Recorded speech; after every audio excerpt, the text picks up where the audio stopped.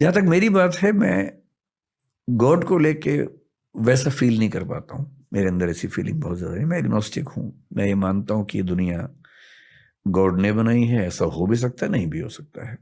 ये भी हो सकता है कि अपने आप बनी हो, एवोल्यूशन के प्रोसेस। मुझे ये ज़रूर लगता है कि ज़्यादा चांसेस हैं कि कोई ना कोई फोर्स है इस सब के पीछे, पर वो फोर्स वैसी एकदम नहीं है जैसा धर्मों के लोग मानते हैं। वैसा होने का स्कोप ही नहीं है, क्योंकि सारे धर्म जब पैदा हुए, जनरली आप देखेंगे 6th सेंचुरी BC में लगभग अधिकांश धर्म पैदा हुए। चाहे हम बुद्धिज्म की बात करें, जैनिज्म है पुराना, लेकिन महावीर उस समय पैदा हुए। कन्फ्यूशनिज्म 6th सेंचुरी BC में हुआ। ताओइज्म उसी समय का चाइना में। क्रिश्चियनिटी लगभग उसके 600 साल बाद हुई। जूडाइज्म थोड़ा सा पहले से है, 6th सेंचुरी BC के आसपास कुछ कुछ दिख रहा है उसमें। Islam as an organize religion काफी देर में हुआ, हालांकि वो मानते हैं कि एडम के समय से उनका धर्म चलता है। धर्मों का विकास, ह्यूमन बीइंग का जो कॉग्निटिव डेवलपमेंट है, जब हम पहली बार सोचने लगे, हम तो मतलब कई अरब साल का प्रोसेस है एवोल्यूशन का। लगभग 1400 करोड़ साल के आसपास का प्रोसेस है, जिसमें पहली बार सोचने वाली स्पीशीज जो बनी हमारी, सोचने का प्रोसेस 70,000 साल पहले शुरू हुआ है। सिर्फ 70,000 साल से हम सोच रहे हैं। उसके पहले सोचने की क्षमता नहीं थी, ब्रेन ऐसा नहीं था। पिछले 2,500 साल से फिलॉसफी चल रही है, यानी सोचने के भी शुरुआती 67,500 साल में फिलॉसफी नहीं है। जब पेट भरने लगा, नियोलिथिक रिवॉल्यूशन हुआ, खेती होने लगी, सेटलमेंट्स होने लगी, तो कई लोगों को पहली बार भरपूर सोचने का मौका मिला।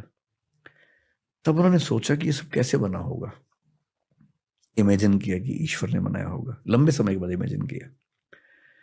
इंटरेस्टिंग है कि भारतीय परंपरा में विष्णु के 10 अवतारों में पहला मत्स्य अवतार है, मछली का, पानी के अंदर। एवोल्यूशनिज्म कह रहे कि पानी से ही शुरुआत हुई।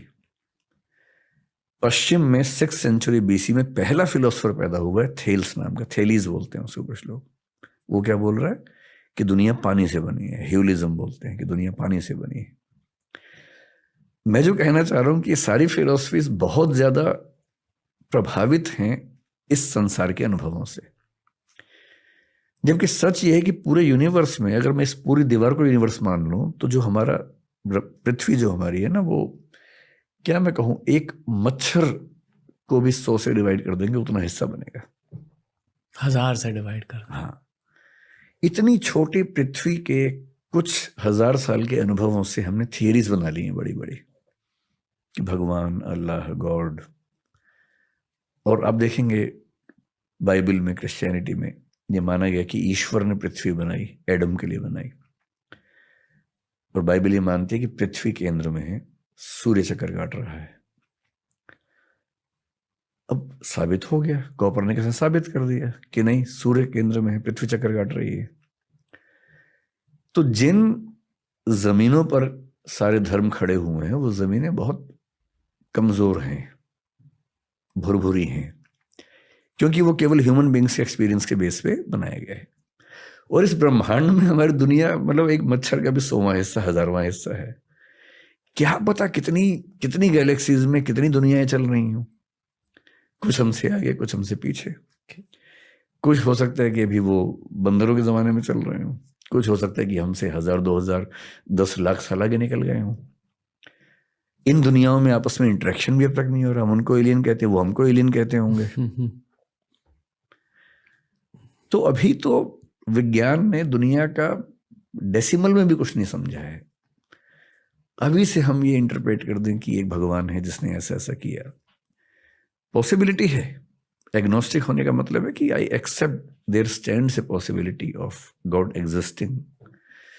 पर हमारे दुनिया के धर्मों में, दर्शनों में गॉड की जो व्याख्या है बहुत ही बेसिक लेवल की है। पृथ्वी को केंद्र में रख के व्याख्याएं की गई हैं, अपने देश को ध्यान में रख के, अपने समाज को ध्यान में रख के बनाई गई व्याख्याएं।